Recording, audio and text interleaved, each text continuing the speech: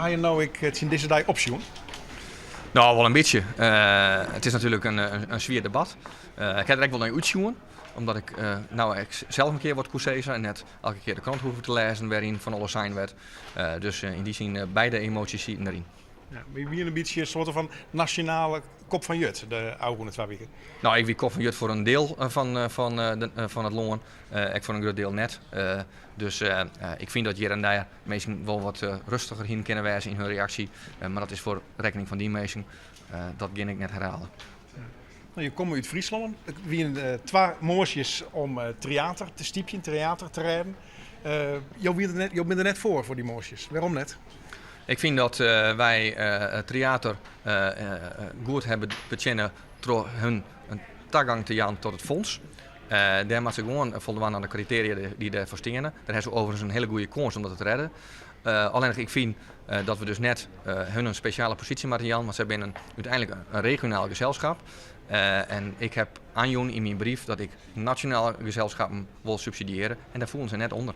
Ja, maar theater maakt het toneel in het Friesk. Van volwassenen, van bands, spelen op een heel soort plakken. Ja, als theater dat net docht, dan bestaat het hier nog niet meer. Nee, maar daar leidt ik naar mijn mening een verantwoordelijkheid voor de provincie. Die heeft er weinig in dienen. Dus ik zeg geen noodzaak om dan hen tegemoet te komen. Ja, maar de Tweede Kamer liet het er wat over te denken. Als nou een meerderheid van de Tweede Kamer achter die moorsje van jouw partijgenoot de liefdesteen gaat, dan zullen jullie dat uitvieren?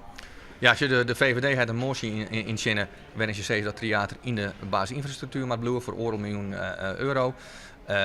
Dat lijkt een meerderheid te helpen. Ja, als de Kamer dat besluit, dan voer ik dat gewoon uit. Zo werkt het in dit land.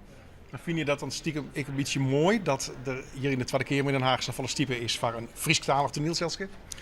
Als ik vond dat ze in de basisinfrastructuur in matten, dan hik ik dat in de brief als kreun.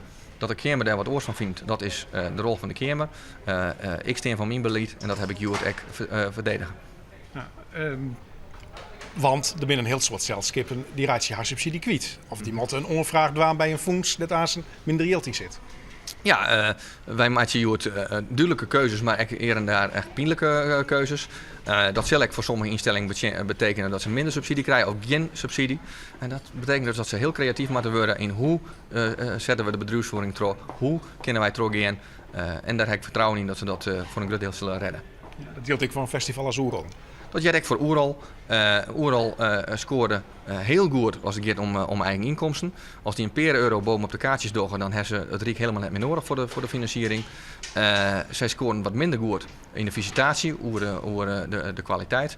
Dus daar moeten ze nog wat verbeteren. Maar ik Oerol kan via het fonds gewoon een aanvraag doen en gewoon subsidie krijgen. Maar dat is eigenlijk een beetje weet je, op tafel dat je wil ouw van de vanzelfsprekendheid van subsidies voor culturele doelen. Ja, het kan net zo wezen omdat je altijd al subsidie krijgen, dat je het nou nog steeds krijgt. Je moet elke keer bewijzen dat die subsidie op zijn plak is, dat het wurg is. En ik vind dat we die toets moeten doen, want vanzelfsprekendheid dat leidt tot de verkeerde keuzes. Oké, tegen dank.